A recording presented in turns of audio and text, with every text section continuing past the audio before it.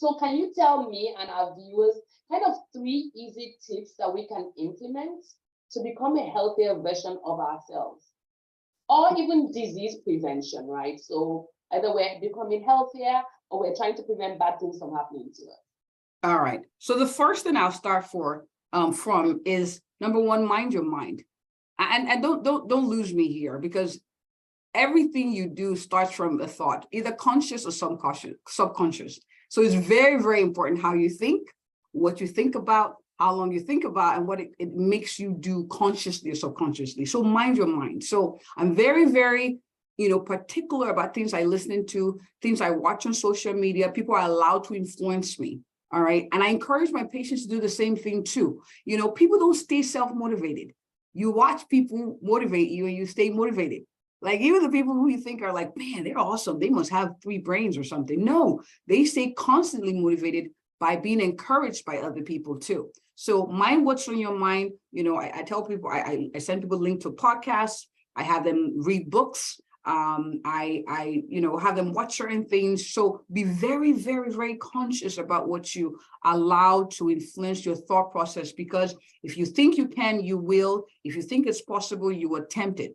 And even when it comes to your health, knowing that it's possible to live a better quality of life is very important, regardless of what the diagnosis is. So once you get to that point where okay, I can do something better, then it's a question of, okay, who do I not need to connect with? What do I need to do? And then how do I get there? So number one, mind your mind.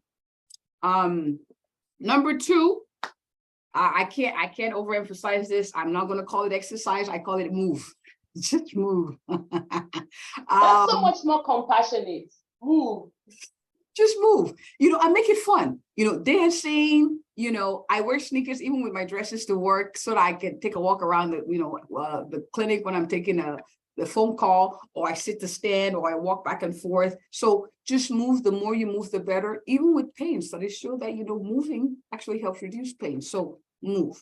And then number 3, and this one is it's hard to kind of pick one of 2, but I'll say this: self-care. And hear me out though. I used to think self-care is I go get a massage, and those are good. Get nails done. I hate getting my nails done. They bite. It's like someone is poking at my nails.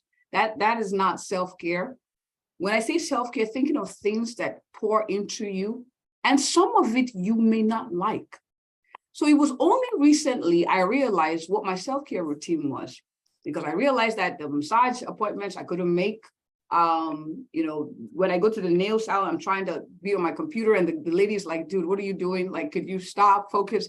And I realized self-care were the things that actually helped me thrive, which included my meditative practices in the morning, praying, and playing the piano and singing off key by myself in the morning. Like, oh my goodness, I enjoy doing that. I have almost 2 hours to myself in the morning to just do that. And I'm like, oh my goodness, I'm doing self-care. So what does self-care mean to you? And sometimes there's a simple question. It's as simple as answering the question, what are 3 things do you do that make you happy, that make you feel good? Just 3 that are budget friendly and may not even cost you anything, that you have easy access to. Write it down and prioritize them. When you pour into yourself, you're able to do the things. There's so many other things I could talk about, but those 3 are the ones I would say I have found to have the most impact as a starting point for my clients. And then we can talk about the other things. I think that is really quite profound, right? So we have 1, we're going to mind our minds, right? 2, we're going to move, exercise, move, right?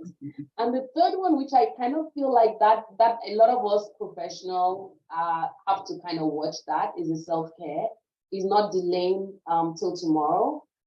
It starts and just creating that space for yourself, because I think some of us just get out and just keep running, and bedtime just kind of come home and crash. So just listening to Dr. Olabintan talking about how she plays the piano in the morning, she does her meditation in the morning. I'm inspired. We have to figure out how to get back to my piano classes, but just finding the things. And if for some people it's the nails, it's the massage, but finding those things that make you happy, like Dr. Olabintan said, 3 things that make you happy, because I think once your tank is full, it's almost like once your oxygen is on your face, then you have more to give other people. So thank you so very much for those 3 pointers.